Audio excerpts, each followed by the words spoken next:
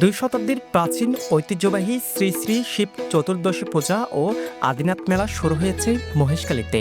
মূলত ফাল্গুন মাসের শুরুতে কৃষ্ণপক্ষের চতুর্দশীতে শিবের আশীর্বাদ লাভের আশায় হিন্দু তথা সনাতন ধর্মাবলম্বীরা এই শিব দর্শন ও পূজা করে থাকেন। মহেশখালীর মৈনাক পাহাড়ের চূড়ায় অবস্থিত প্রাচীন এই মন্দিরে প্রতি বছরের মতো রোববার থেকে শুরু হয়েছে এই মেলা। মেলাকে ঘিরে এবারও দেশ বিদেশ থেকে হাজার হাজার ভক্ত ও দর্শনার্থীর ঢল নেমেছে মহেশখালীতে।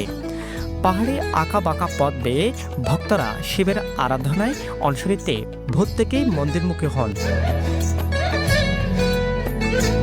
মেলায় এসে ভক্তরা অংশ নিচ্ছেন উপবাস, জপতপ, পূজাভিষেক এবং বিশেষ প্রার্থনা সহ নানা ধরনের ধর্মীয় কার্যকলাপে। শুধু ধর্মীয় অনুষ্ঠান নয়, আদিনাথ মেলা উপকূলীয় অঞ্চলের অন্যতম বৃহৎ সামাজিক ও সাংস্কৃতিক মিলন মেলা হিসেবেও পরিচিত।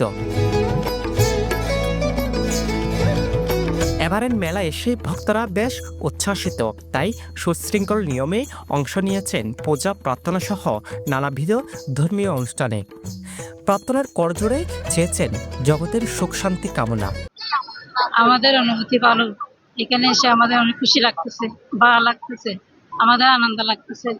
এটা অনেক পুরাতন মন্দির, আদিনাথ মন্দির। আমাদের এখানে এসে ভালো লাগতেছে বিদায় অনেক মেলাটাতে অনেক মানুষ হয়, অনেক দূর দূরান্ত থেকে মানুষ আছে। অনেক সুন্দর লাগছে, এখানে আদিনাথ বাজার অনেক সুন্দর লাগছে, ভালো লাগছে। অনেক দর্শক, হাজার হাজার দর্শক, এদিকে লক্ষ লক্ষ দর্শক। অনেক সুন্দর লাগে। প্রতি বছর আমরা আসি, দর্শন করি। আমাদের আদিনাথ মন্দিরে আমরা প্রতি বছর দর্শন করি। অনেক সুন্দর লাগে আর এবং অনেক ভালো মানুষ আর এবং স্বেচ্ছাসেবক অনেক ভালো সেবা দিচ্ছে। বিভিন্ন স্থান থেকে, বাংলাদেশের বাইরেও, ইন্ডিয়া থেকে, নেপাল থেকে, ভুটান থেকে, বিভিন্ন দেশ থেকে এখানে হিন্দু সম্প্রদায় এবং বিভিন্ন সম্প্রদায়ের লোকরা আসে এখানে দর্শন করতে। শিব চতুর্দশী হিন্দুদের একটি বড় উৎসব, এখানে হাজার হাজার মানুষের সমাগত হয়। মেলা উপলক্ষে বসেছে শতাধিক দোকান, যেখানে ধর্মীয় সামগ্রী, খেলনা, মাটির পণ্য, হস্তশিল্প সহ নিত্য প্রয়োজনীয় পণ্যের সমাহারে মুখর হয়ে উঠেছে মন্দিরের প্রাঙ্গণ জুড়ে। যাত্রী আসতে আছে এবং আমি ব্যবসা করতে আছি অনেক দিন এখানে। আমি 10-15 বছর ধরে ব্যবসা করতে আছি। তো এখন অন্যান্য তুলনায় এই বছর একটু কম, কারণ এখানে বড়ে তোড়ে মানুষ আসে না, দূরদার। 70,000 টাকা বিক্রি হবে। এই মেলায় শুধু পূজারীরা আসে তা নয়, বিভিন্ন সম্প্রদায়ের মানুষের আগমনে অনেকের কাছে সম্প্রীতির সেতু বন্ধনের একটি রূপরেখা মনে করছে তারা। ছোট ছিলাম তখন থেকে আদিনাথ মেলা সম্পর্কে আমাদের যে বাপদাদারা যারা জন্ম ছিল, পূর্বপুরুষেরা ছিল, তারা কিন্তু এই আদিনাথ মেলার কথাই বলেছেন আমাদের ছোটবেলা থেকে।